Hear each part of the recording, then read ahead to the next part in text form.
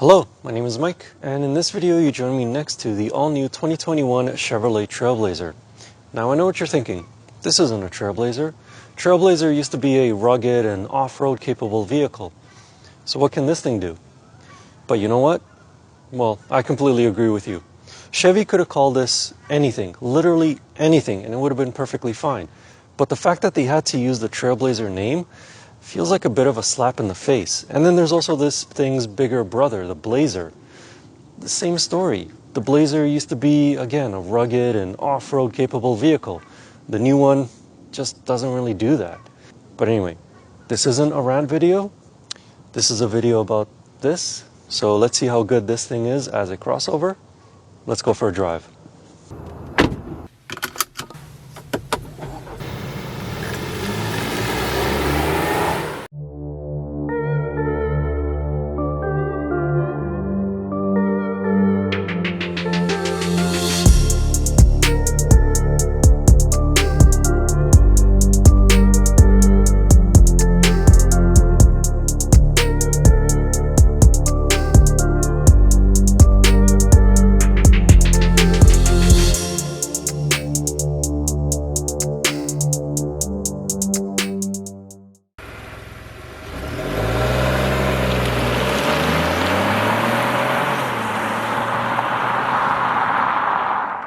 With the Chevy Trailblazer, you have two engine options, two very unique engine options.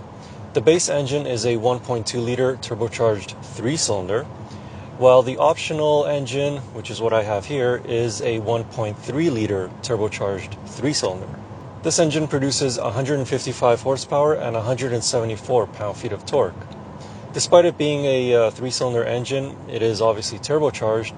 It feels pretty peppy, actually. So when you put your foot down, transmission reacts and you actually get going at a pretty decent pace. Obviously 0 to 100 kilometers an hour is nothing to be praised about. I mean, it's somewhere in the 9 to 10 second range. This Trailblazer weighs 1,500 kilograms, so the engine does have to work a little hard once you put your foot down. Speaking of which, when you accelerate from a stop, at a normal pace that is, you'll usually see about 3,000 RPMs.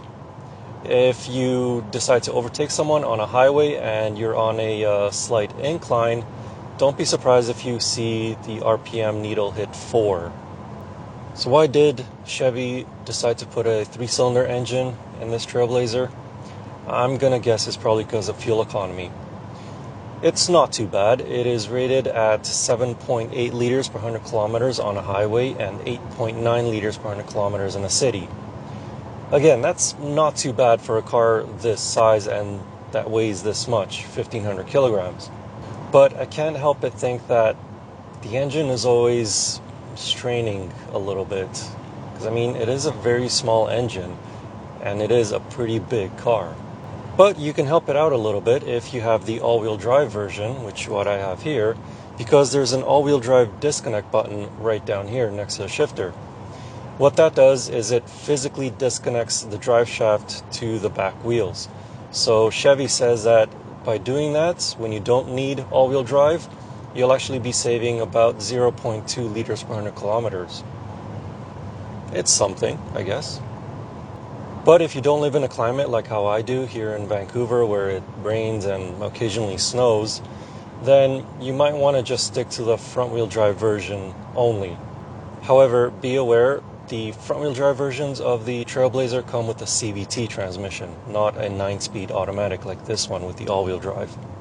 Speaking of which, this 9-speed automatic is okay. It's just a regular automatic. Shifts are a little on the slow side, but they are very smooth, and most of the time you don't even notice the transmission shifting.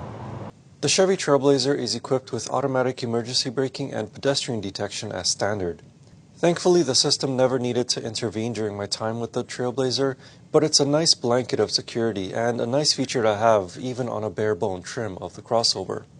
As for the brakes themselves, they bring the roughly 1,500 kilogram body to a stop fairly quickly. The brake pedal provides a firmer feel the harder you push on it, but it doesn't actually require much force to bring the car to a stop under normal driving conditions. One thing that's really disappointing about the Chevy Trailblazer is just how light the steering is. It is laughably light. I mean, I can take my pinky and turn the steering wheel, and it's not even hurting my pinky. It's like so easy and light. Like, such a disappointment.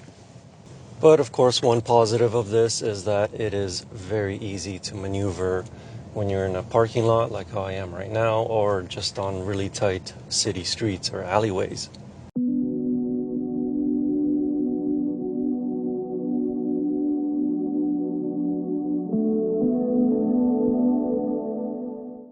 The Trailblazer is aimed at being a bit more of a sporty crossover, and as such, the ride is on the firm side when compared to a similarly sized crossover.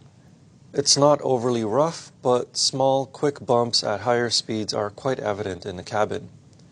On city streets, the suspension does a good enough job of absorbing bigger potholes and not making it feel as though you drove over a landmine. While the engine only has 3 cylinders and is inherently unbalanced, the engineers did a good job of isolating the vibrations from the cabin. There are no more engine vibrations from this 3-cylinder than there are from a 4-cylinder in a similar crossover. The noise from the engine is also well subdued under normal driving conditions. Of course, if you put your foot down, the engine noise is very evident from the driver's seat. The Chevy Trailblazer is a tall crossover, which translates to plenty of interior headroom for both front and rear occupants. Better still, the Trailblazer can boast the most rear legroom between itself, the Nissan Qashqai or Rogue Sport in the United States, and the Kia Seltos. Just a note on the back seats, the bottom cushion is quite a bit firmer than the front seats. Behind the rear seats, the Chevy Trailblazer has 716 liters of cargo volume. Drop the rear seats and the cargo capacity increases to 1,540 liters. You can also fold the front seat flat and have about 7 or 8 feet of cargo length. So you can pretty much fit Shaquille O'Neal in here, or at least a life-size replica of him.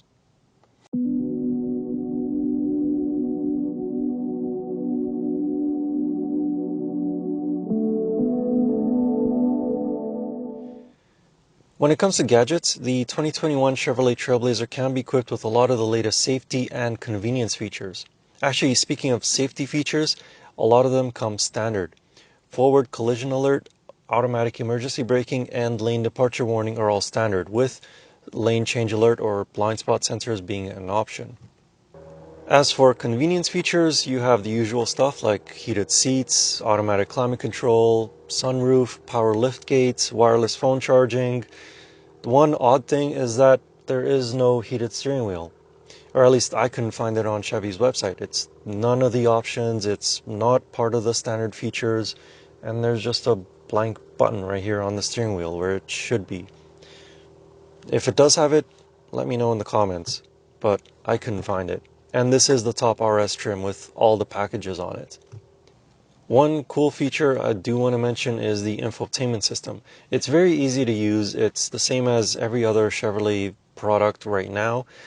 But you have Apple CarPlay and Android Auto as standard, as well as Bluetooth, with pairing of up to 2 phones simultaneously.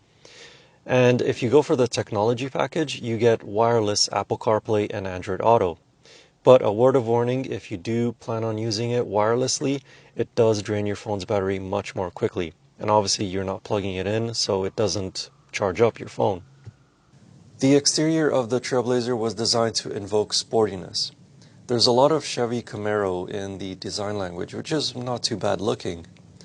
This RS trims comes with either a black or red contrasting roof, depending on the body color, and lower trim levels are available with a white roof as well. The 2021 Chevrolet Trailblazer starts at $23,800 Canadian, while a fully loaded RS trim will end up costing $35,500 Canadian before fees and taxes. So, forgetting the name and all that, should you actually buy this Chevy Trailblazer? Well, you shouldn't buy it as it's equipped, because fully loaded, it's around, well, it's almost $36,000 Canadian, and that's a lot of money for a car like this. If you really want to spend that much money on something this size, then the Mazda CX-30 is a much better bet.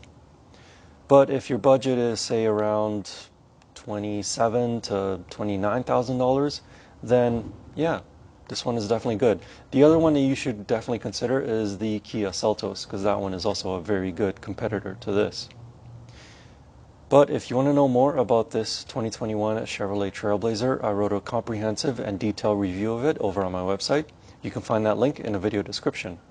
And as always, I will see you in the next car or truck or maybe another SUV with a name from the past. Who knows? Anyway, thank you for watching, and see you in the next video.